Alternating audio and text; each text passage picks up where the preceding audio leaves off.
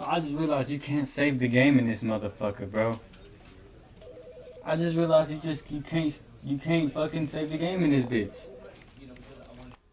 You can't, bro. You quit to the you gotta get this bitch through in 1 second, bro. See, I thought I was just gonna come in this bitch. Shut the fuck up. I thought I was just gonna come in this bitch, bro.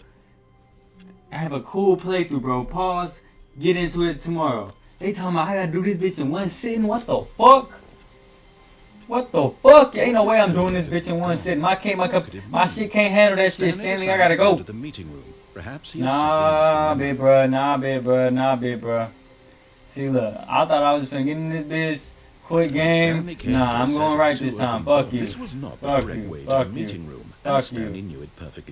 Fuck you. Perhaps he wanted to stop by the employee lounge first, just to admire it. Ah, yes, fuck is this? Truly a room worth admiring. Nah, but eager to get back to business, Stanley took the first open door on his left. I'm trying to beat this bitch. Alright, bro, fuck it, bro. Like, what the fuck? I just gotta play this bitch and when that 20 mark, like, come on now, big bro. Or maybe I could beat it fast. So he detoured through the maintenance section, walked straight ahead to the always want opposite me to go the door, fuck downstairs. and got back on track. Yet there was not a single person here either. Feeling a wave of disbelief, what the fuck? Stanley decided to Who the go fuck to boarded his up my boss's office. Who the fuck find an answer there?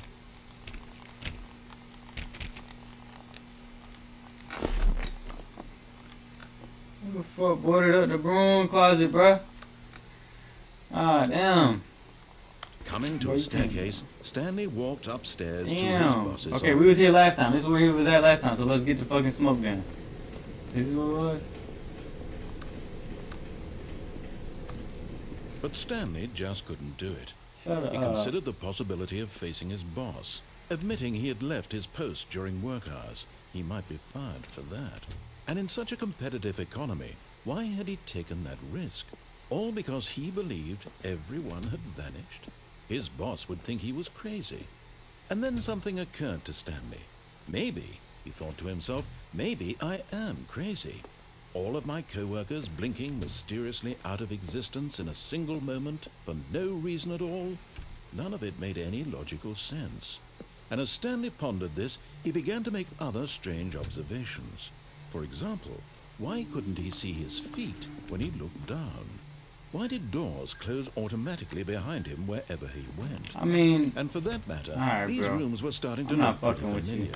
Were they simply repeating? They all the fucking same. They are the This same. is all too strange. This can't be real.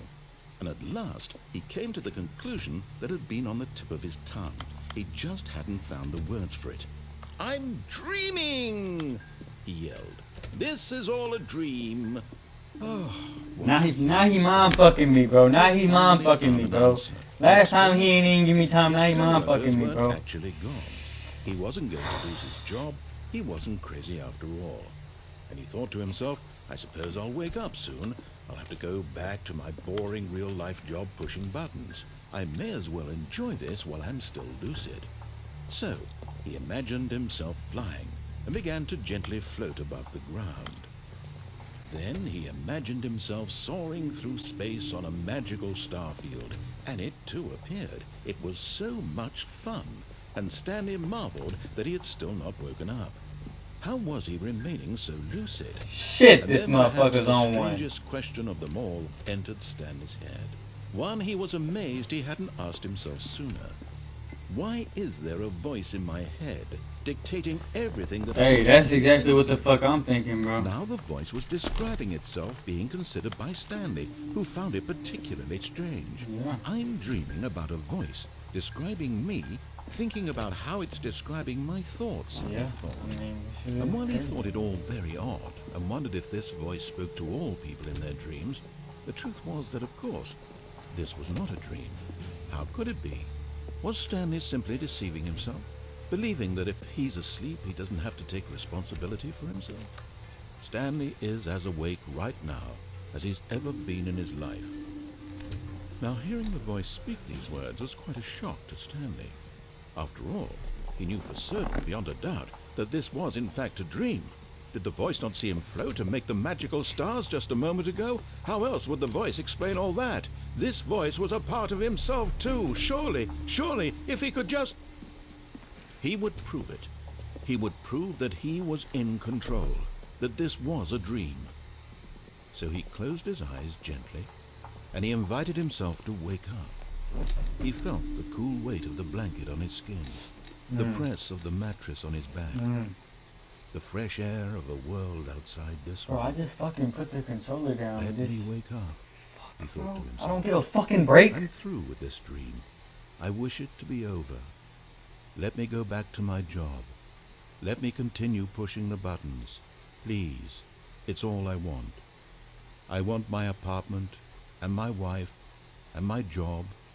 All I want is my life exactly the way it's always been. My life is normal. I am normal. Everything will be fine. I am okay.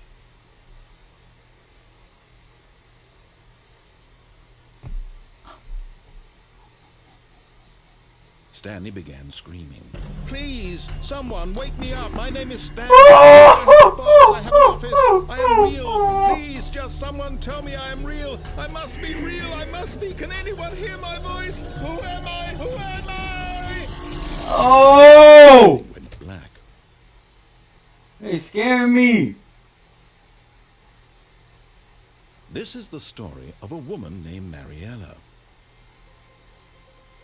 Mariella woke up on a day like any You other. bullshitting. She arose, got dressed, gathered her belongings, and walked to her place of work. But on this particular day, her walk was interrupted by the body of a man who had stumbled through town talking and screaming to himself, and then collapsed dead on the sidewalk. And although she would soon turn to go call for an ambulance, for just a few brief moments she considered the strange man. He was obviously crazy, this much she knew. Everyone knows what crazy people look like. And in that moment, she thought to herself how lucky she was to be normal. I am sane. I am in control of my mind. I know what is real and what isn't. It was comforting to think this, and in a certain way, seeing this man made her feel better. But then she remembered the meeting she had scheduled for that day, the very important people whose impressions of her would affect her career, and by extension, the rest of her life. She had no time for this, so it was only a moment that she stood there, staring down at the body. And then she turned and ran.